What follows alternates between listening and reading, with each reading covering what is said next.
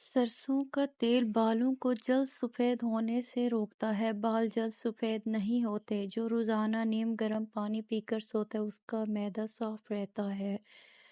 पानी कम इस्तेमाल करने से होंठ काले पड़ सकते हैं। खरगोश का गोश्त खाने से फॉलिज की बीमारियां दूर होती हैं। पिस्ता खाने से दिल की बीमारियां दूर हो जाती हैं। पेट भरकर खाना खाने से बुढ़ापा जल्दी आ जाता है। खाना खाने के 2 घंटे बाद तक नहीं सोना चाहिए। इससे पेट की बीमारियां नहीं होती। अगर पेट की कोई बीमारी हो तो घर में मौजूद सरसों का तेल इस्तेमाल करें।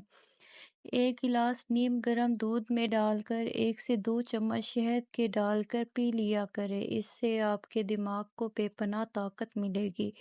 खाने के फौरी बाद अगर आपको नींद आने लगे तो ये इस बात की अलामत है कि आप डिप्रेशन का शिकार हैं।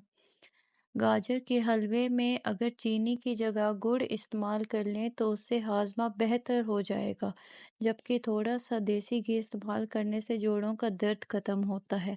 पाँव पर तेल की मालिश करने वाला बंदा बहुत कम बीमार होता है। रोजाना सुबह 40 मिनट पैदल चलने से आपकी सेहत तंदुरुस्त रहती है।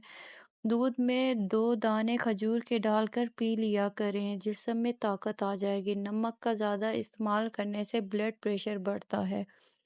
मोटापा खत्म करने के लिए 1 कप नीम गर्म पानी पी लो।